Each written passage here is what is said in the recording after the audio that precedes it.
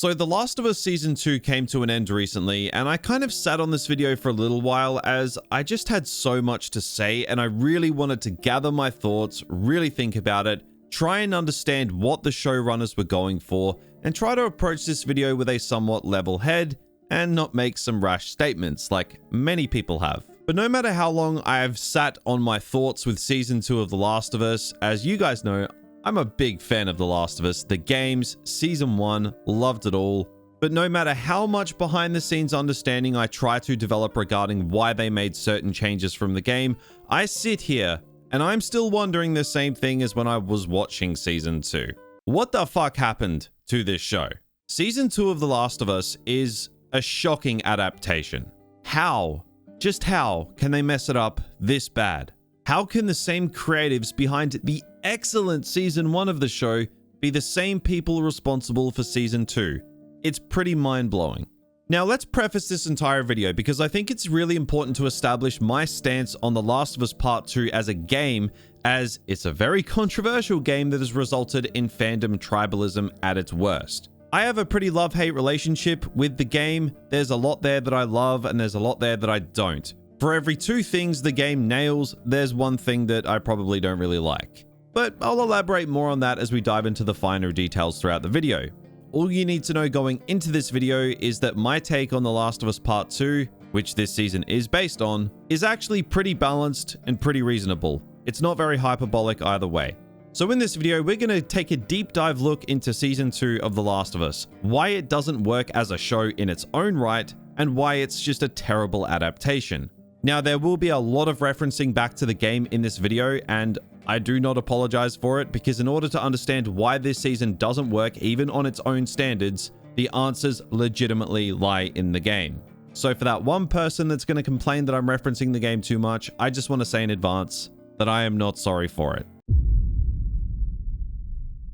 When I watched episode 1 of Season 2, Future Days, for the first time, I thought it was a decent start. But there were some red flags that were definitely present, and I didn't realize just how impactful they were going to be until I saw the rest of the season. See, I had built a level of trust with Craig Mazin and Neil Druckmann because of the way they adapted Season 1. To say that trust was misplaced would be an understatement. Now, let's address the elephant in the room really early in this video, because to be honest, the biggest issue that Season 2 of The Last of Us has, and it begins in this episode, is Ellie.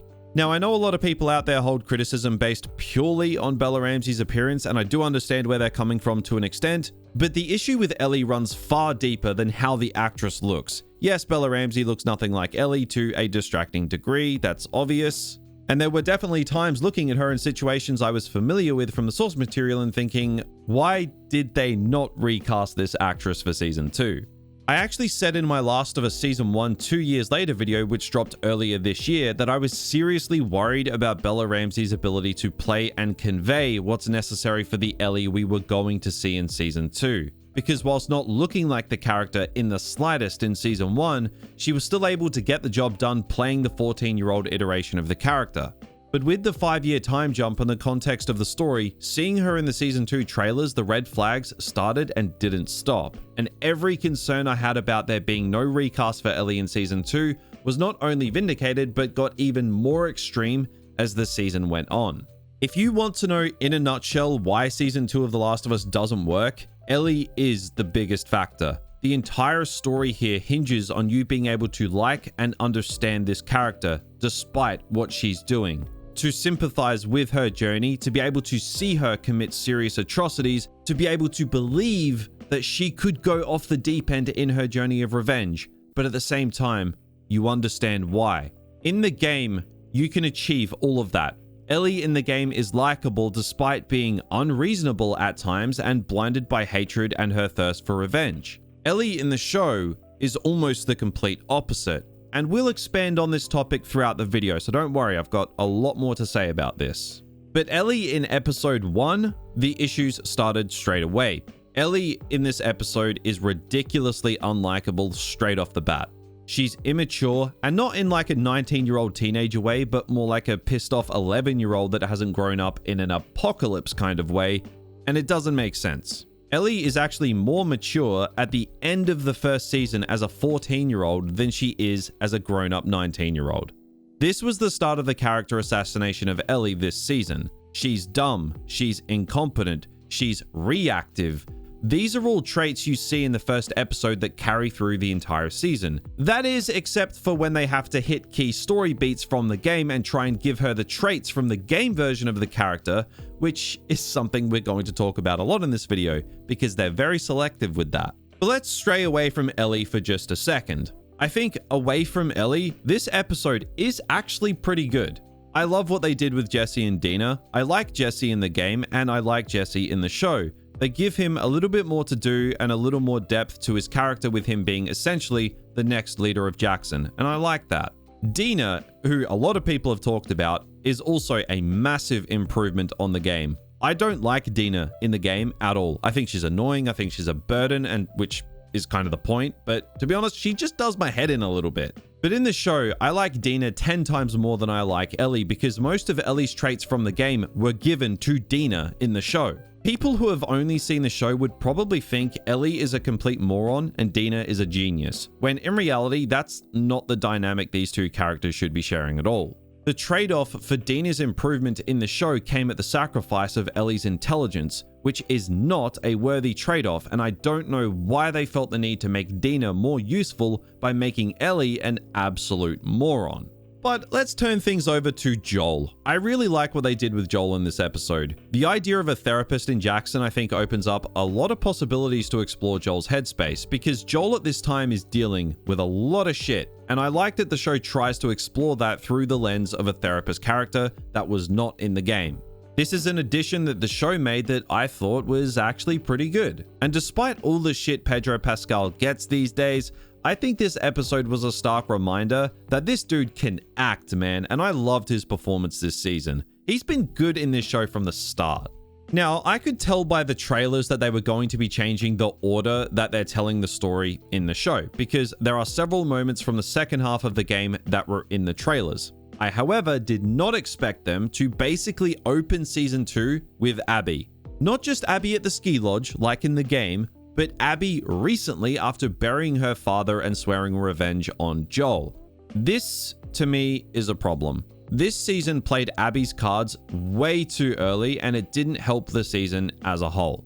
One of the reasons the game is so impactful is because you don't know who Abby is. You don't know why she's doing what she's doing. It's shrouded in mystery, but they straight up tell you off the rip in Season 2 who she is, why she's doing what she's doing, and where she's come from, where she's going. They just tell you everything. This removes a key aspect of the revenge plot of the game. You're supposed to be roaring to go to try and kill this bitch who killed Joel for reasons that you don't know, but you don't care what those reasons are because she killed Joel. That's all that matters. But they show us who she is straight away. We see her outside the hospital. We see her approaching Jackson, knowing fully well why she's there.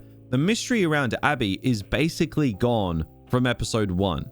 This is one of many things they did this season that seemed like an attempt to dumb the source material down to make it more digestible for a TV show audience, and I think this was a massive mistake. But to end my thoughts on episode 1 on a plus, I like that they fleshed out Jackson more than the game did, and I like the Easter eggs from the game, like the bottle and the Employee of the Month dog.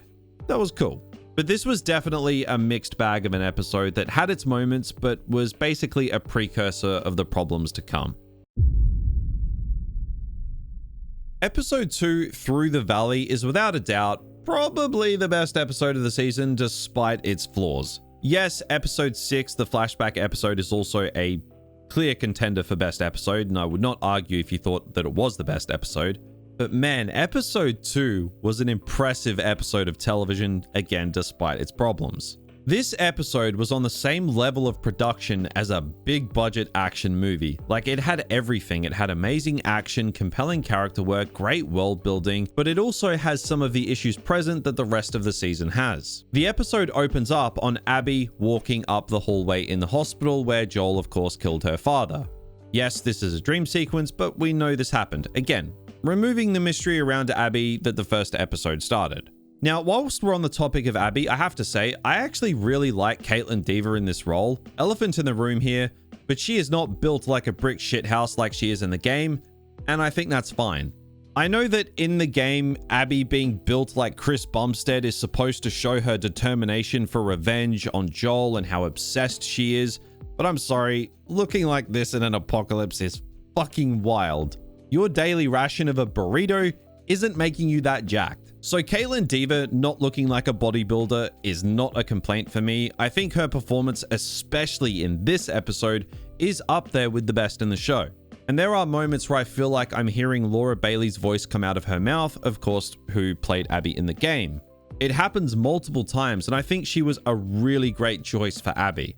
But the fact that Abby looks more like Ellie from the game than Ellie does is definitely a little bit jarring. But again, that's more of an indictment on the Ellie casting than anything.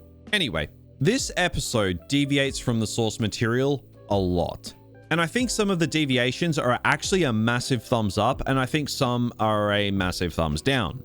Now, obviously, a massive thumbs up deviation from the game is the Battle of Jackson. A lot of people complained about the lack of infected in Season 1, as they did cut a few action sequences out, like the one with Ellie and David. So they basically just said with Season 2, we heard ya, here's what Battle of Winterfell should have been in Season 8 of Game of Thrones. And it was great.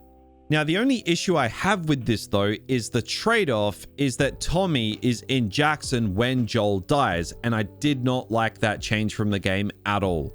I understand why Craig Mazin and Neil Druckmann felt the need to switch Tommy out with Dina for when Joel is killed, as it adds personal stakes to Dina going to Seattle with Ellie that the game didn't have.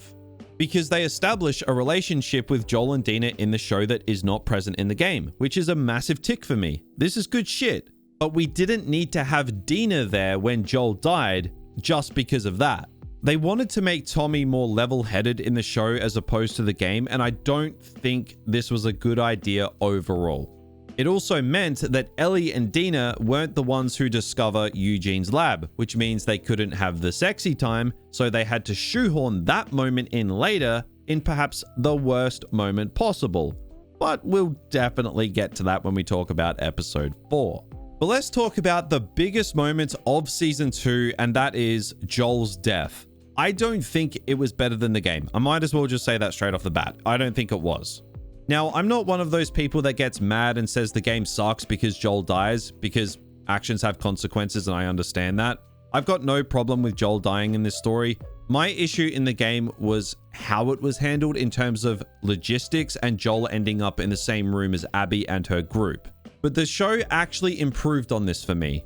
One of my biggest issues with Joel's death in the game is how nonchalant Joel and Tommy are when talking about who they are and where they're from, which ends up giving away their identities, which leads to Joel getting killed. The show actually addressed that flaw and made Joel's reveal to Abby actually make way more sense. Instead of Joel and Tommy letting their guard down around strangers, which is a total backflip on their characters, so instead, they have Dina call out to Joel in a believable scenario, and Abby hears it and connects the dots. This is way more believable. It's less contrived and gave me so much validation for having an issue with this in the game.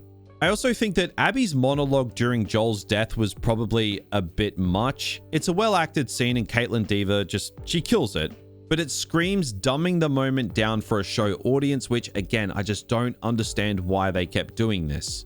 With season 2 of The Last of Us, they treat the audience like they need everything spoon-fed to them. And I don't know why they felt the need to do this. You know, after this scene, everything about Abby. After episode 2, you know everything. It's so strange. Abby telling Joel who her father is, even how he killed him. But all of this is just screaming, dumbing the moment down for the audience for me. And as someone who's seen how wrapped in mystery this character is in the source material, it just stands out in a really bad way. Again though, well-acted scene. Caitlin Diva and Pedro Pascal, they knock it out of the park here. And because they do, the moment is of course still really effective. But it did lose some of its impact on me a little bit because of how much these two actually talk. This moment is just way harsher in the game. And again, I kind of wish that they just kept with that. I will say, I do like how the show went with Ellie crawling over to Joel's body instead of Jordan just knocking Ellie out, because Jordan is not in the show. And don't worry, I'm going to get to that later. But overall, I think episode 2 is very good, but it does have problems. There's no perfect episode in this season for me, unlike the first season, which had multiple. And I think this episode alongside episode 6 are definitely the best of the season. It has its high points and some good changes from the game, but the issues that plague season 2 are still felt here, and it does bother me. Episode 3, The Path, is where the show really started to fall off the rails for me. I had issues with the first 2 episodes, of which I've made clear already, but I think overall, as flawed as they were decent starts to the season. But episode 3 is where season 2 starts to turn from decent to bad. I think the episode starts strong, however, with Tommy retrieving the watch from Joel's body. This is a good addition the show made that is a massive double thumbs up from me. And I really enjoy this moment because it's the last time they use Tommy well this season. And boy, am I going to tee off about that in this video. Tommy deserved better in season 2. Anyway, this episode contains one of the worst decisions they made this season, and that was to have a 3-month time jump after Joel's death. Why? Why? Before the credits, we get a scene where Ellie wakes up screaming in Jackson and Tommy with Joel's body shortly after the events of his death. But then after the opening intro, they decide to skip 3 months. It's so stupid. Ellie is clearly still hurting and holding it together to get released from the hospital because that's where she's been the entire time. But when you put 3 months in place off camera after a major event like the main character's death, you miss everything. They seem to think that the minute you got at the start of the episode would suffice for an immediate aftermath of Joel's death, instead of actually showing the characters acting out straight after Joel's death and letting the story go from there like the game did. This small time jump is single-handedly one of the worst decisions this season made because it took all urgency and raw visceralness out of the entire story. The soul of this story is the revenge-fueled darkness that consumes characters like Ellie and Tommy after Joel's death. The game portrays this well because we see the immediate aftermath. We see Ellie and Tommy's raw reaction to losing Joel and the plans to go to Seattle to hunt Abby down. But here, they skip over it completely, but try and do the same thing the game did. This is one of many examples this season of the show making unnecessary changes, but still wanting to keep the key story beats of the game, which doesn't work because the key story beats of the game only work because of what they did to make it work. The show alters or skips over those seeds planted for the major story beats, but still keeps the major story beats. The aftermath of Joel's death is almost the same as the game, but there's an unnecessary 3-month time skip which takes the raw visceral reaction of Joel's death away. It is such a strange decision and such an unnecessary one. And because they time skip, yeah, we still get the emotional moments, but Ellie has had 3 months to process this by now. Ellie in this moment is supposed to be miserable, emotional, unstable as all hell after Joel's death because of how raw it is. But in the show, you don't feel that. The mischaracterization of Ellie this season is a reason as to why, for sure, but the unnecessary time jump here doesn't help with this. Having said that, is it cool to see the moment Ellie goes to Joel's house for the first time to smell his clothes, find his gun and his watch? Yeah, it is, because it's done one-to-one from the game. But the Ellie around these moments doesn't make sense to me, so it's just not as effective. Not to mention, I absolutely despise what they do with Tommy in this episode and beyond, because he doesn't do anything. In the game, Tommy goes to Seattle to hunt Abby down before Ellie even has the chance to sneak out of Jackson. But in the show, they decided to show the leader side of Tommy in Jackson more at the sacrifice of Joel's brother going on a killing quest to avenge him. After Joel's death, Tommy's presence in the game is minimal, but his impact is everywhere because he goes psychotic and kills half of Seattle to try and find Abby. He does what you'd expect a brother would do in that situation, but they completely strip that away from Tommy for the whole season.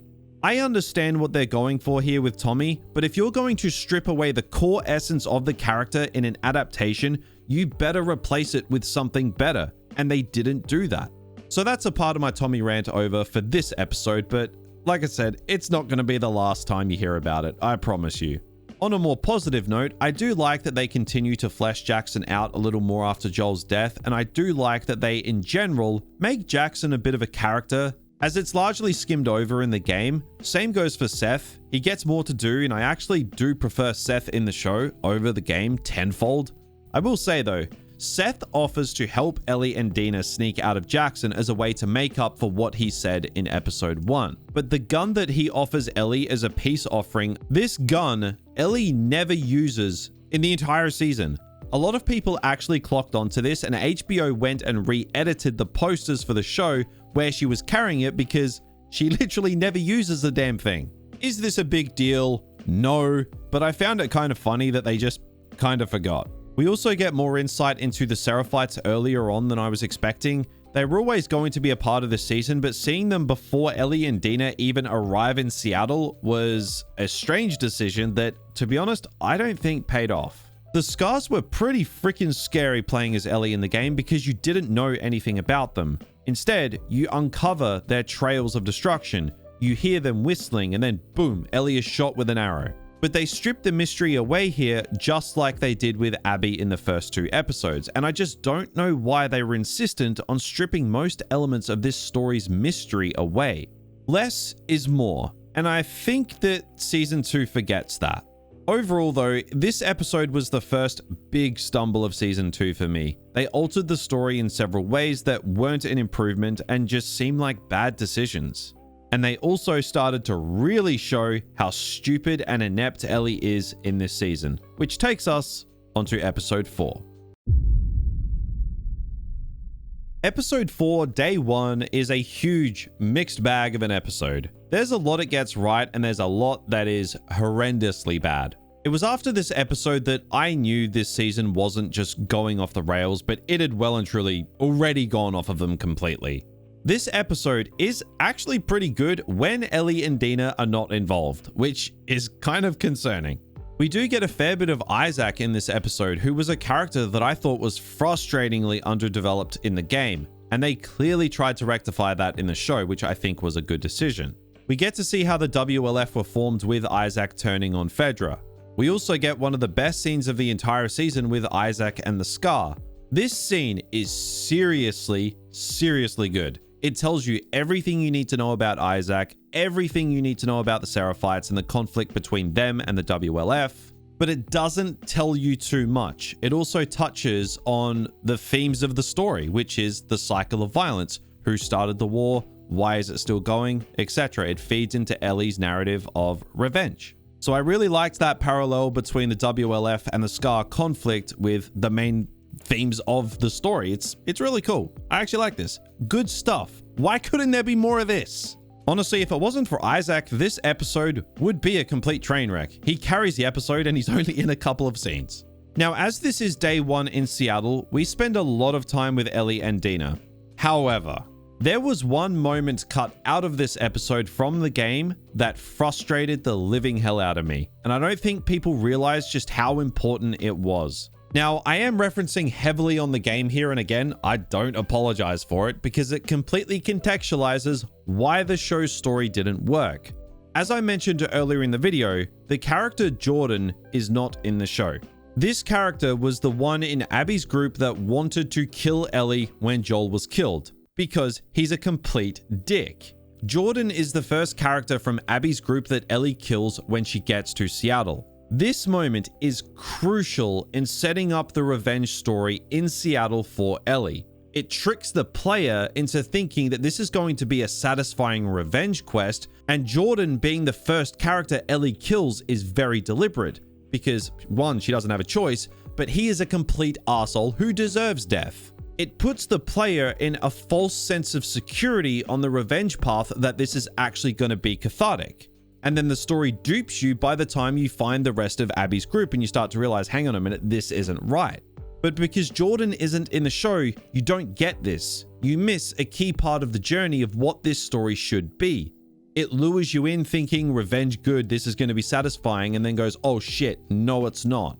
That is completely gone in the show. This moment should have been in this episode, but it wasn't. They cut it out and they left Jordan out of the story, and that was a mistake. Now, apart from that, we do get the scenes where Ellie plays Take On Me, which is one of my favorite moments from the game. Here, it was fine, I guess. It was okay. We also get the TV station massacre, which is supposed to be the first real event we see revolving the Seraphites and the conflict with the WLF in Seattle. This moment felt a little undercut because the previous episode already showed the Seraphites and had them as basically victims. So this moment didn't hit like it did in the game at all. There's also a moment that should have happened in this episode that was cut out because they decided to have Ellie and Dina go to Seattle before Tommy does. For almost half of the game, you spend your time following Tommy's trail of destruction through Seattle, and this led to some of the better small moments in the game. You felt the wrath of the little brother who lost his big brother. You see that Tommy used the same torture techniques to get information that Joel used in the first game in season 1 of the show. That's gone here too, because again, they just put Tommy on the sidelines this season. Why?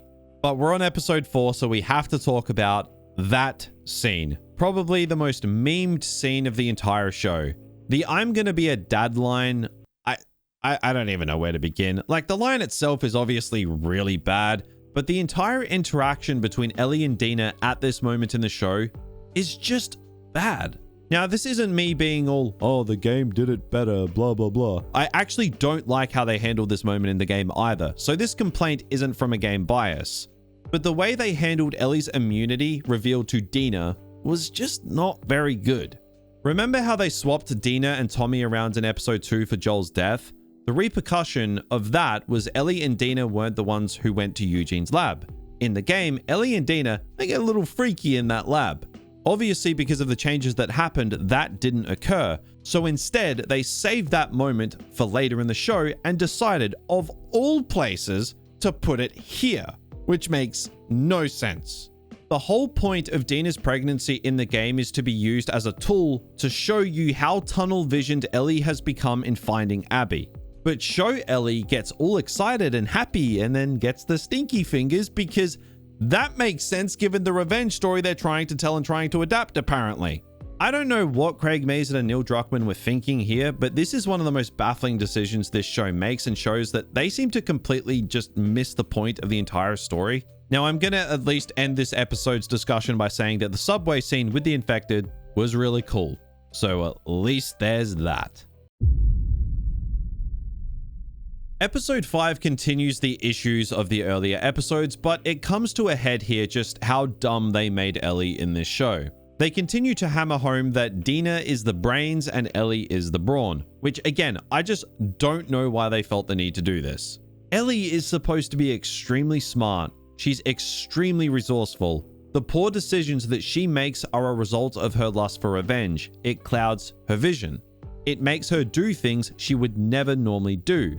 But they really make it known that Ellie is stupid in season 2, despite the fact she was not stupid in season 1, so they've intentionally regressed her intelligence for some reason.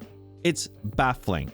They give these two the brains and brawn dynamic, with Ellie being the brawn, which is interesting given that she's 4'10" and a stiff breeze would send her flying halfway across Seattle. And that's not me just making things up either and being unfair. They legitimately change Owen and Mel's death in the finale because the showrunners thought it would be hard to believe that Ellie could take on Owen despite the fact they filmed the scene. They legit filmed it twice, and they went with the one where Ellie and Owen don't even come into contact because it's clear she is not the brawn. So what is Ellie in this story? Like, seriously, what does she offer? It just doesn't make sense what they've done to this character. You can sit there and say, well, yeah, she's not the same as game Ellie because it's an adaptation. And apart from the story not working without that form of Ellie being present aside, this version of Ellie in season 2 of the show doesn't even align with the show version of Ellie in season 1. So no matter what way you try and spin it, Ellie's character does not make sense. Now, we do get another scene with the stalkers, and I've got to say the horror element of this season, it's actually pretty great. We saw how much of a threat the stalkers were at the start of the season, so when all the eyes reflect and you realize how many of them there are, it was pretty cool, I can't lie. What I didn't like about this, though, is that Jesse's entry into the Seattle part of the story was a Deus Ex Machina moment. Deus Ex Machina moments in storytelling drives me insane. The odds of Jesse tracking Ellie and Dina down the second they are about to die, it's like, come on, man. It's interesting the twist that they took with Jesse once he arrives in Seattle, though. They play more into the mature leader side of Jesse and make him severely frustrated with Ellie for sneaking out of Jackson. It makes sense in the show given how stupid Ellie was written that Jesse would be so pissed off with her, so the alteration to Jesse's character isn't actually the problem here. It circles back to the way they wrote Ellie. Speaking of which, here we have one of my biggest problems with the Seattle part of the story. Now, we knew that Ellie was eventually going to find Nora at the hospital. What I don't like is that, again, the writers seem to miss the point of Ellie's character here. In the game, Ellie leaves Dina behind at the theater to continue to try and find Nora, because you simply can't talk game Ellie out of it. She has tunnel vision to find Abby. The only reason Ellie actually finds Nora in the show is because she's running away from the Seraphites and just so happens to see the hospital and is close and goes, oh, well, I might as well. The point I'm trying to make here is this version of Ellie is a passive character. She's not an active character, which is a total 180 from the source material. Again, if you want to adapt the source material and do something new, that is totally fine, but you have to adjust the rest of the story accordingly. But Season 2 of The Last of Us picks and chooses which Ellie they want depending on the major story beats. The writers of Season 2 want game Ellie traits when it suits their purpose for those key story moments, but those moments don't line up with the character they have established this season. They want the dumber, lighthearted Ellie, assumedly to make her more likable, but they want game Ellie when she actually has to do something bad. It is complete whiplash. Nora's death in the show doesn't feel earned. I don't buy the person who's been joking and having a little weekend vacation through Seattle with her new girlfriend is about to beat this woman to death with a pipe and torture information out of her. I believe it in the game because Ellie in the game is the fucking Terminator. I don't believe show Ellie can get to that point, but at least they brought Spores back. So that's something to take away from this episode, I guess. Episode 6, The Price, is honestly pretty good through and through. It has some additions from the game that I think actually worked quite well, and everything it stuck to from the game was basically one-to-one, and it's probably the best moment from the game, so I guess it was kind of hard to mess up. The opening scene of the episode flashes us back to when Joel was a teenager and had a pretty heavy conversation with his father. This is all new, and this is really good shit. This is what I mean with Season 2. It has moments where it's so good and it understands the world and these characters, but sometimes it just does the complete opposite. This is one of the moments that realistically didn't need to be in the show, but it was an amazing addition that adds further context to Joel's relationship with Ellie and deepens Joel as a character. I also really like that we learned that Joel's father was a cop, and then when Seth says he's a cop, Joel has this little look on his face. It's a cool little detail. Now, we do get a lot of fleshing out of Jackson in this episode through those flashbacks. We get more of Seth, more Tommy, finally.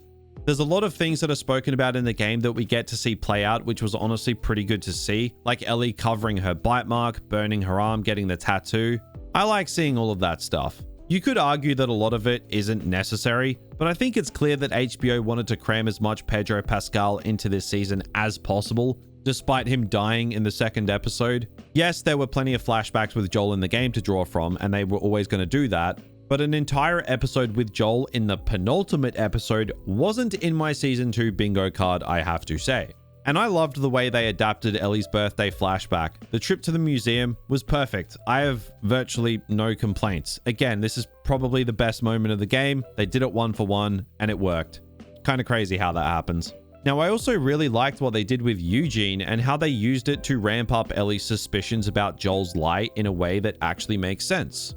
Eugene is only really seen in a photo in the game, so I'm glad they expanded him out and managed to tie him into a core moment in Joel and Ellie's relationship before the start of the events of the story. But one thing that really shocked me in this episode was they decided to show the final moment with Joel in the game with their conversation the night before he died.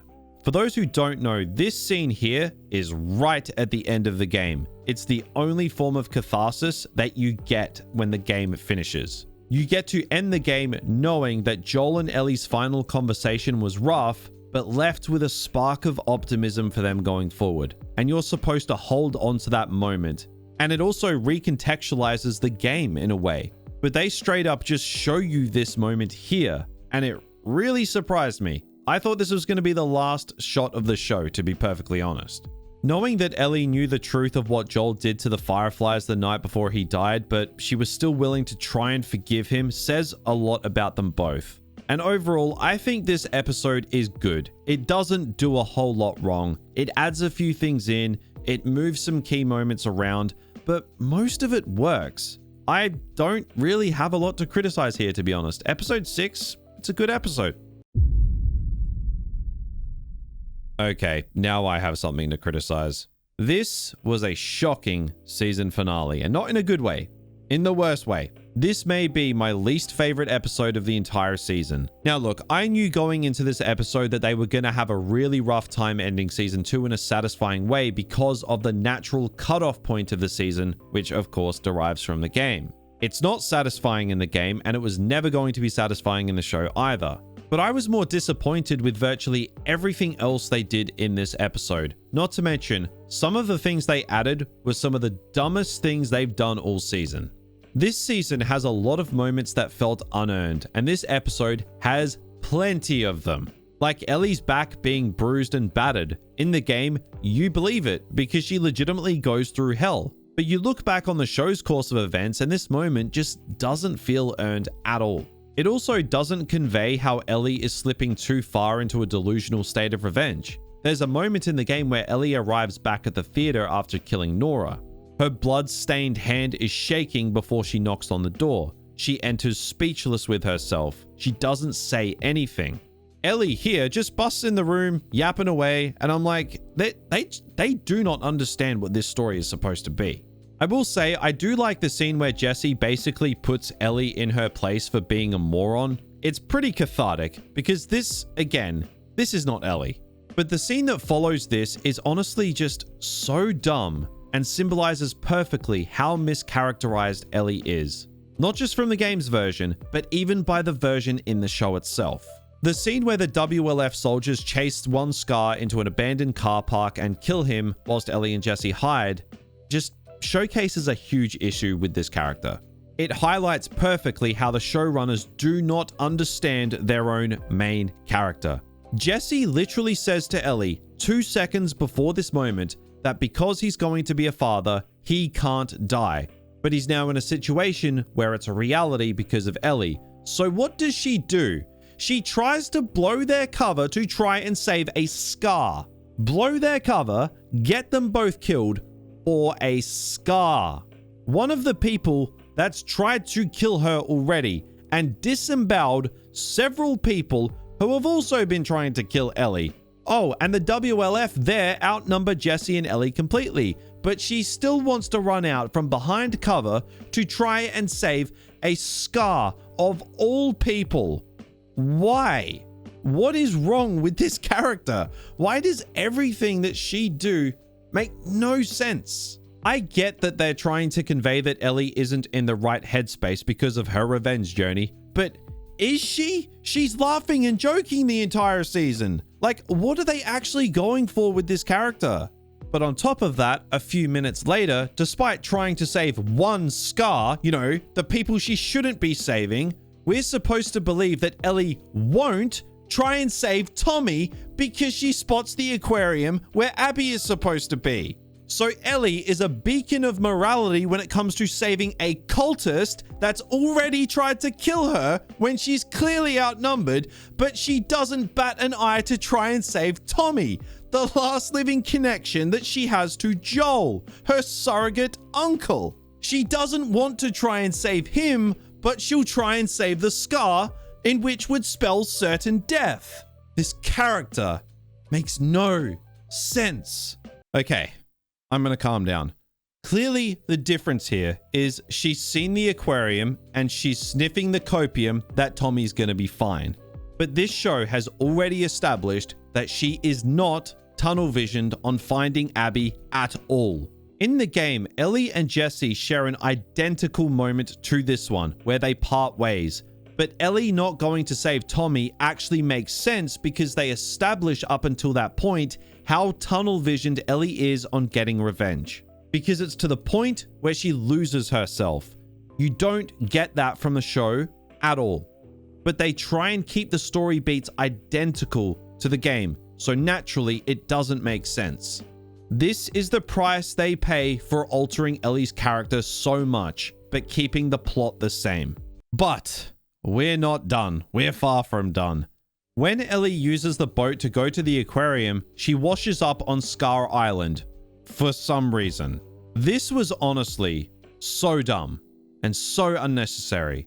Look, I get that they want to establish more of the war between the Scars and the WLF because we'll see a lot more of it in Season 3, but could you not write this scene in a way that doesn't have the most insane levels of plot armor imaginable? So Ellie washes up on Scar Island and gets captured by the Scars. She gets strung up and is about to be disemboweled, but the alarm goes off on the island because the WLF are attacking. So instead of killing this trespasser that she is on their island, they just let her go because I literally have no idea. Because plot armor. It's insane. But then of course we finally get the scene where Ellie goes to the aquarium and finds Owen and Mel instead of Abby, because Abby is somewhere else that I won't spoil just in case for some reason you're still watching this and haven't played the game. This moment in the game is the official tipping point of Ellie going too far. She not only kills Owen, but Mel as well. Mel also is pregnant. Now they made some changes here. Like I said earlier, they shot 2 different versions of this scene for the show. And they opted to go with the version that has Ellie killing both of them with a single shot from a distance. In the game, it is very different. It gets physical, but because they decided to continue using Bella Ramsey for the older version of the character, this wasn't believable, so they had to change it. Craig Mazin said that it was hard to believe that Ellie could take down Owen because of the size discrepancy. So I'm not sure why earlier in the season she does it to a trained male WLF soldier, but not for Owen. Yeah, look, I don't even know at this point. It's just, none of this makes sense. All I know is the Owen and Mel death scene was disappointing. But then, finally, Jesse and Tommy show up. Me when Tommy actually has something to do after Joel's death. This is the point where they all accept that things have gone too far and it's time to return to Jackson. But before they can, Abby tracks them down and we get the cringiest edit of the season. I let you live. Wasted it. I just don't even know anymore. All I know is Caitlin Dever was great in this scene and reaffirmed that I care more about Abby in this show than Ellie. They then end the season on Abby in day 1 of Seattle, so we can now go through Abby's perspective of the past few days in season 3. And oh boy, what a disappointing season. So, those are my thoughts on Season 2 of The Last of Us, and I feel like I'm going insane at this point. It was hyper disappointing. I loved Season 1, and I knew Season 2 was going to be complicated to adapt, but I think they did just a really poor job in doing so. Many of the decisions they made were actually baffling. The mischaracterization of Ellie is unforgivable. The sidelining of Tommy is just absurd. And they skipped way too many key moments that impact the story, and they seem to just have a severe lack of understanding of what this story actually is. I just don't know how they got it this wrong. Season 2 has its moments where it excels, don't get me wrong, but they are drastically outnumbered by the number of stumbles along the way. Season 2 started fine, but it declined in quality, and I'm not surprised that the viewership went along with it. What a tremendous disappointment.